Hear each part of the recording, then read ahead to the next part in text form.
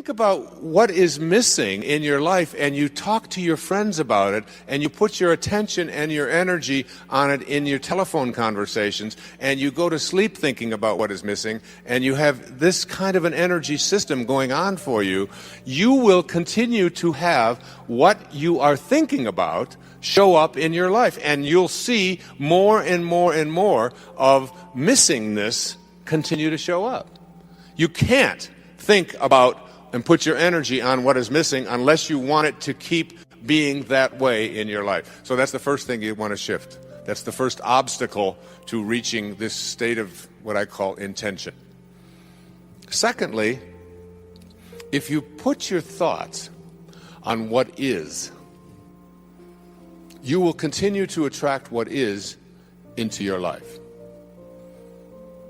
Now, I'm going to suggest something very strange up here right now. I told you when it gets weird, that you have the ability to put your attention on an inner mantra that I have recorded in a CD called Meditations for Manifesting, that came to me from a teacher 2,300 years ago, named Patanjali in India, who taught people at that time, when this is before the Middle Ages, this was like when people hadn't been out of caves too long, was teaching people how to levitate, and was teaching people how to bilocate, and was teaching people how to have the gift of fish and loaves 300 years before Jesus showed up on this planet.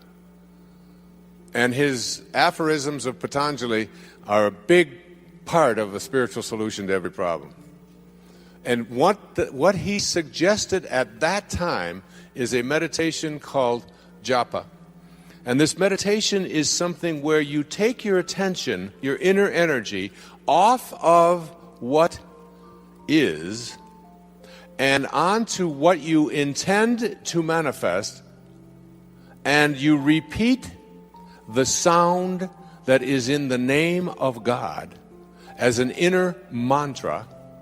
And by repeating this sound, you attract the energy from outside of yourself, that is the source from which you emanated, to cooperate with you and literally collaborate with you to shift it into whatever it is that you intend to manifest.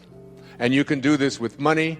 You can do this with getting pregnant if you haven't been able to do that. You can get it with selling your home. You can get it, and if you take a look at 300 years later, 400 years later, John the Baptist writes in the New Testament the opening line of the of the book of John in the New Testament. In the beginning was the Word, and the Word was with God, and the Word was God. As strange as it may sound to you, based upon the conditioning that you have had, just like Ivan Illich, the repetition of the sound as an inner mantra is a way of getting in the gap. And it is a way of, when you repeat this sound, attracting whatever energy, that dormant forces that are out there, into your life to have whatever you need show up. And all I can say to you is, I stand up here before you tonight from my heart telling you that it has always worked for me. It is a meditation practice.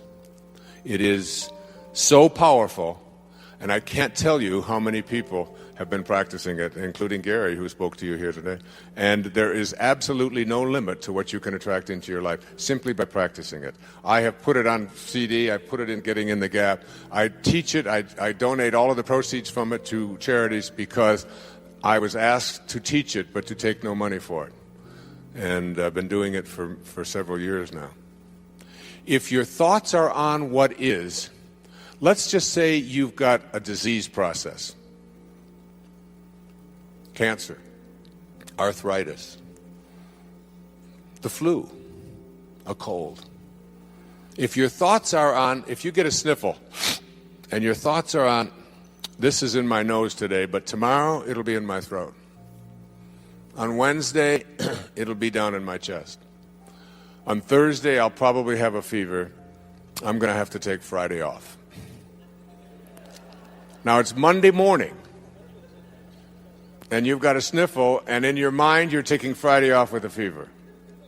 If this is how you have trained your mind to work, to put your attention on the circumstances of your life, self-actualizing people, Abraham Maslow was a great teacher of mine.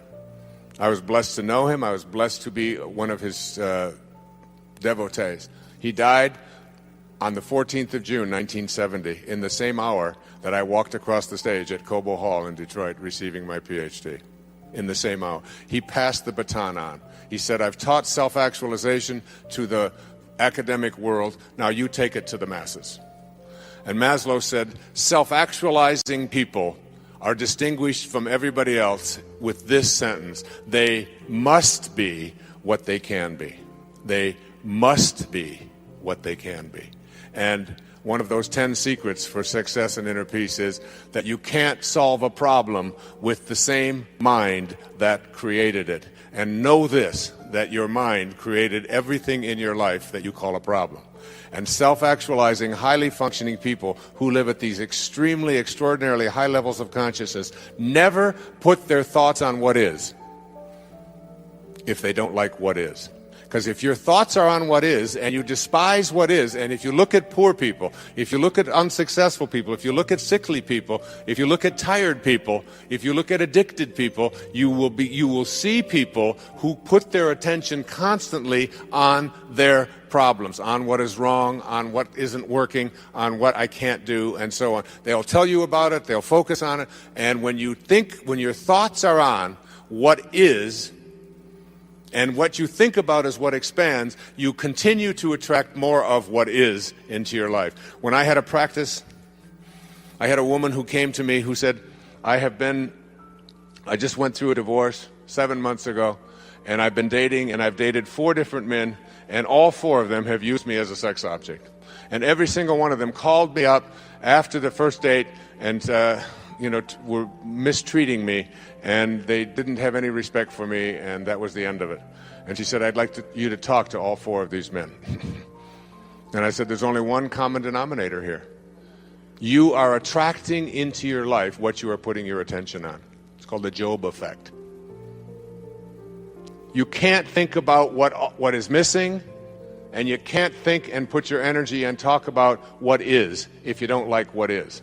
Can't do that unless you want more of that to show up. Third, you cannot put your attention or your thoughts or your energy on what always has been. If you put your thoughts or your energy on what always has been is what will continue to show up into your life. What always has been is the wake of a boat. Your life is a boat. It's heading up the river in that direction. And it's heading there at 40 knots. And you're standing on the stern, and you're looking down at the water, and as the boat goes in this direction, here you are looking down into the water, and what do you see? You see the wake. And what is the wake? The wake is the trail that is left behind. That's what the wake of your life is. That's what the wake of the boat is. And if you ask yourself the question, what's driving the boat?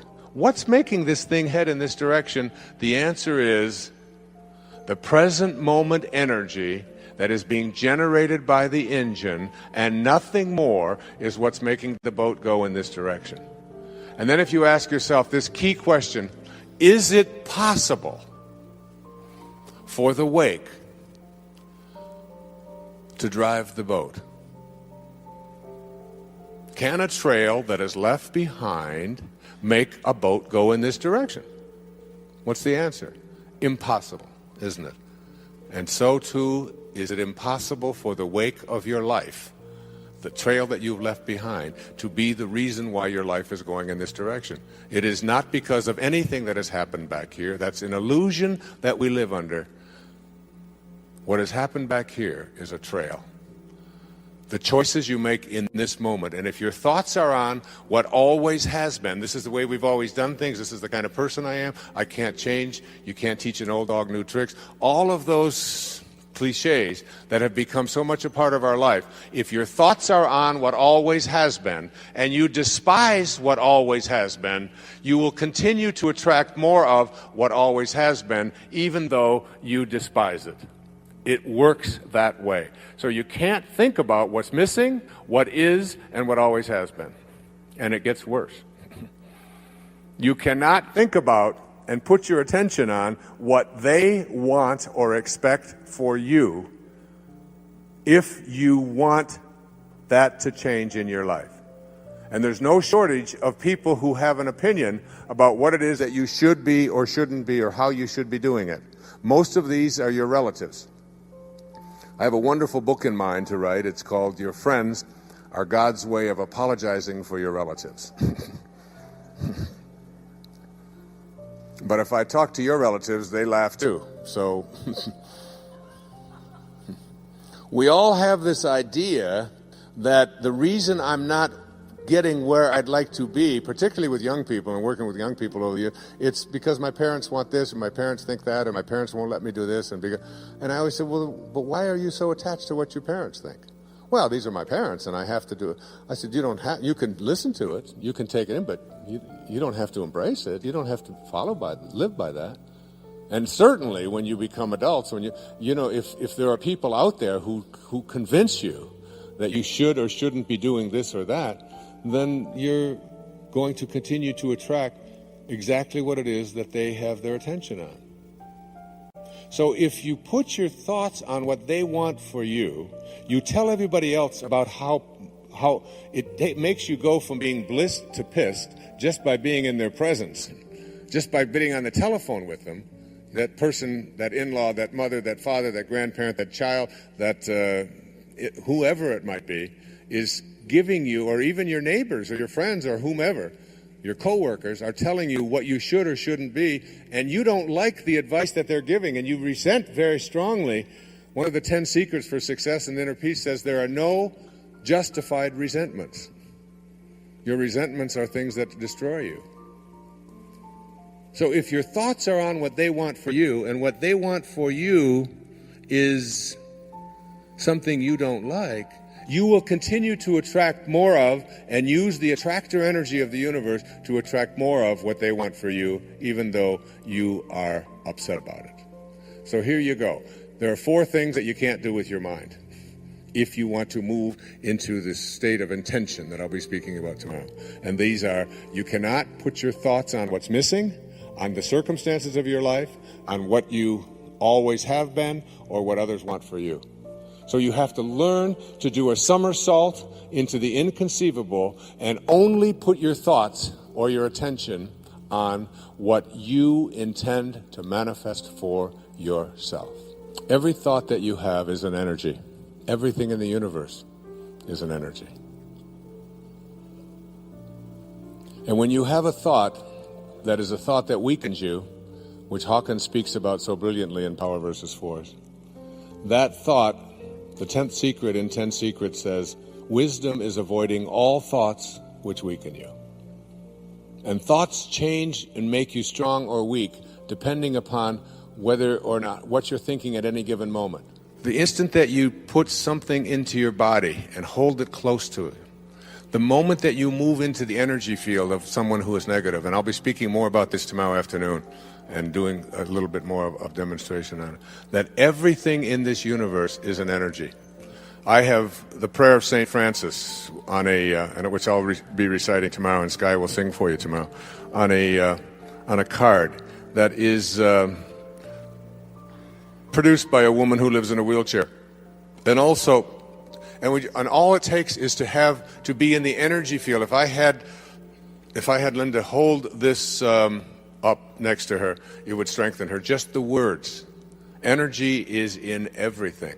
And here's one of the most powerful notions about how you move into this area of bringing higher energy to the presence of lower energy in your life to strengthen rather than weaken you.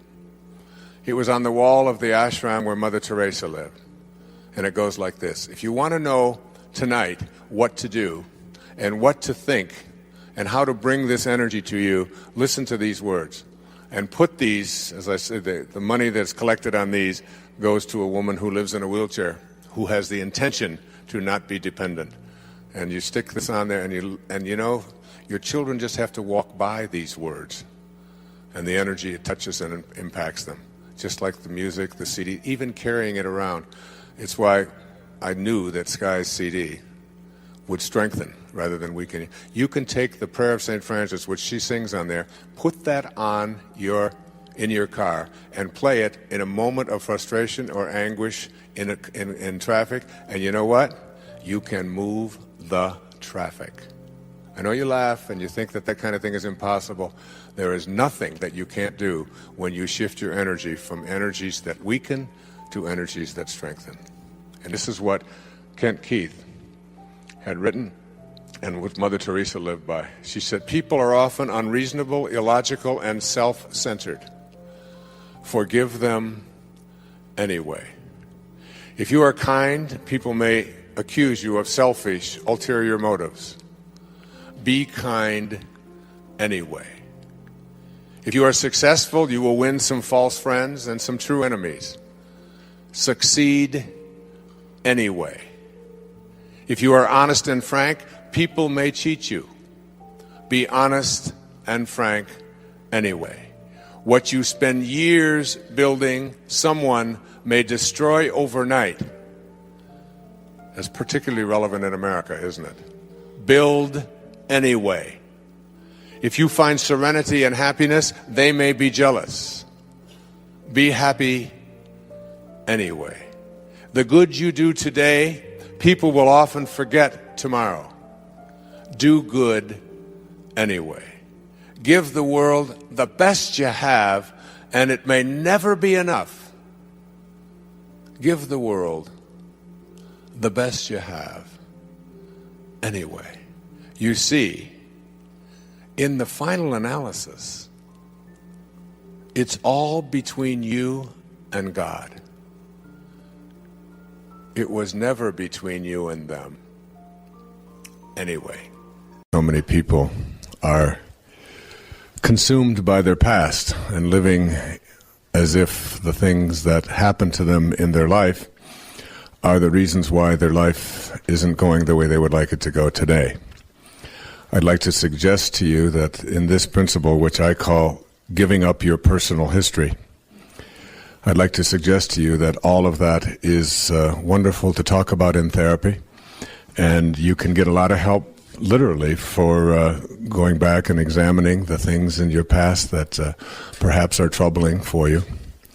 But the illusion is that these are the things or the reasons why your life is not working the way you would like it to work today. That is the illusion. It's the illusion that Alan Watts spoke about when he used the metaphor of the wake of the boat. That the wake of a boat is nothing more than the trail that is left behind. If you stand on the back of a speedboat and watch it, it's a wonderful metaphor. You can get that picture in your head. You can simply see how it is all just a trail that is left behind. And if you ask yourself, what's driving the boat? What's making it go forward? The answer is that what's making it go forward is the present moment energy that is being generated by the engine in this moment, now. And that's the only thing that can make the boat go forward. And the most important question to ask yourself about this little metaphor is it possible for the wake to drive the boat? Can a wake, that is, can a trail that is left behind make a boat go forward?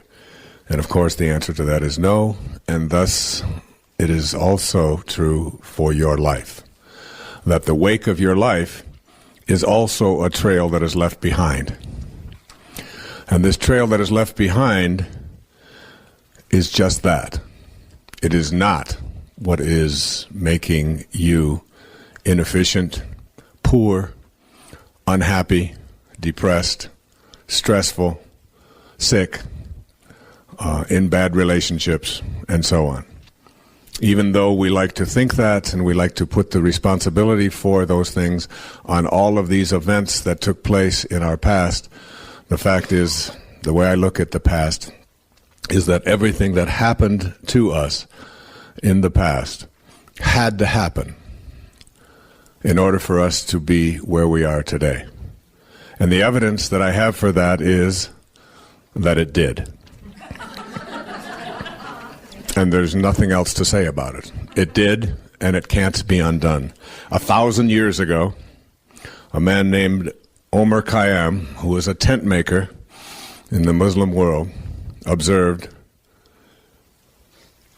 "The moving finger writes, and having writ, moves on. Nor all thy piety nor wit can lure it back to cancel half a line, nor all thy tears wash out one word of it." He knew that in the Middle Ages. And yet we've got people who are consumed with the belief that because of the way you treated me, because of what you said to me, because of how I was abandoned, because of how I was abused, because of how I was ignored, because of my past, that I lived in this particular set of circumstances, or that these are the reasons why my life is not going the way I would like it to go today.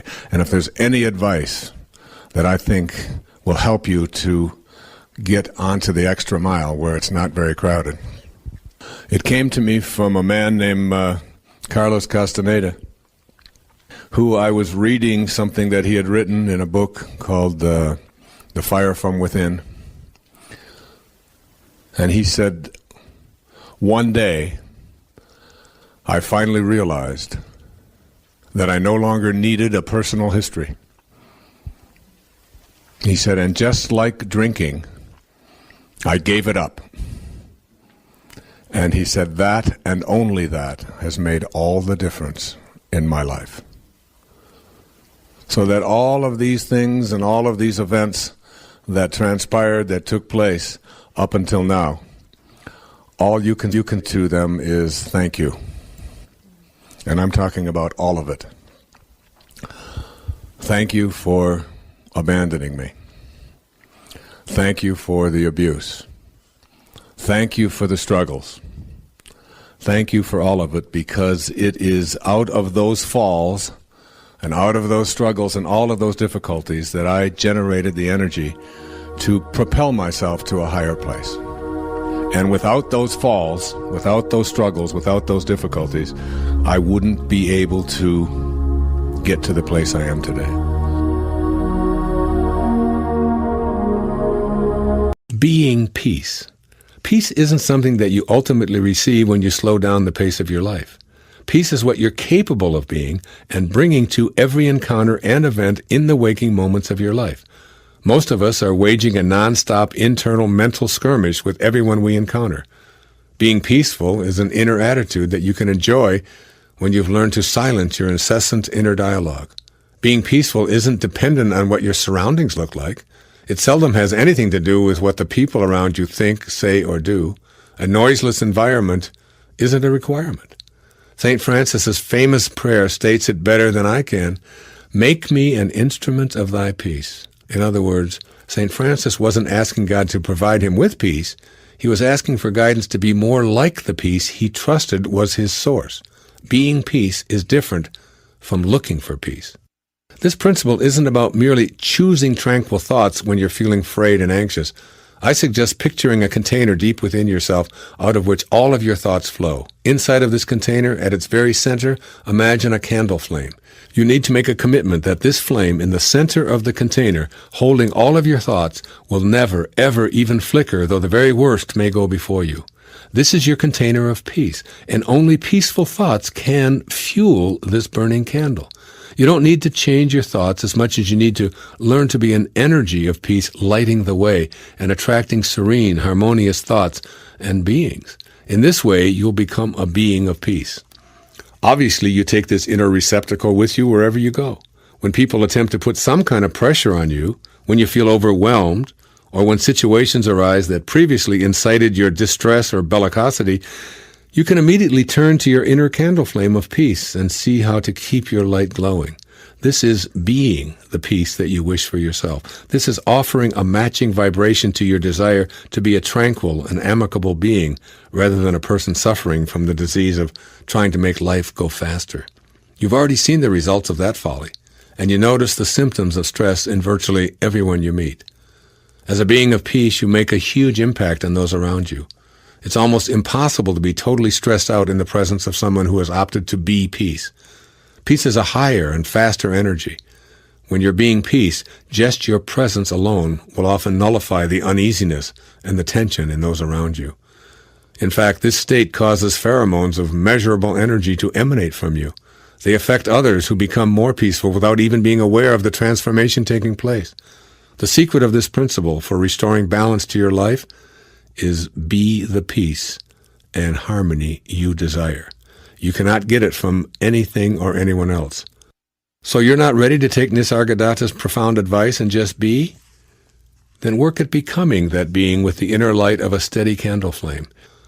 Whenever you think something, you must go to this container, select a thought, and send it out into the world. Using this metaphor, the real issue isn't about simply selecting positive, loving thoughts and having your world shift back into balance. The real issue is what's in the container. That is, what's in the heart reservoir you have inside of you to give to others. This container within is connected to an endless supply of love. You need only turn your thoughts to that source to be filled with love. Love for yourself, love for the world, love for life, love for all others, and most significantly, love for your source of being. Then this is all that you'll have available to give away, and consequently, all that returns to you. It's been said that the difference between all of us living at ordinary levels of human consciousness and those we call saints is that they never forget God, even for a single moment. They're cheerful when life is difficult, patient when others are impatient, and loving when others respond with hatred. Why?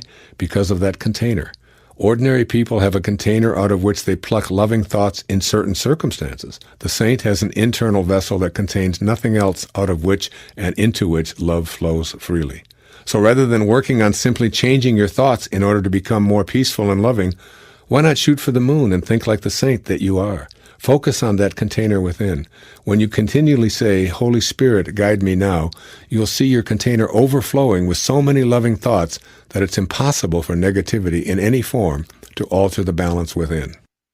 We seem to live in a totally out of balance world where our desires for feeling peaceful are challenged by the myriad non-peaceful energies that are considered newsworthy. But we do have a choice in this matter. And we can choose to realign ourselves energetically with our desire to live in this world peacefully, regardless of what's going on around us, and in spite of the non-peaceful energy we're so often subjected to. Sogyal Rinpoche observed that, quote, 2 people have been living in you all of your life. One is the ego, garrulous, demanding, hysterical, calculating. The other is the hidden spiritual being whose still voice of wisdom you have only rarely heard or attended to, unquote. I'm inviting you to restore some balance by looking for heaven everywhere and listening and attending to that hidden spiritual being that is within you at all times, begging you to pay it more heed.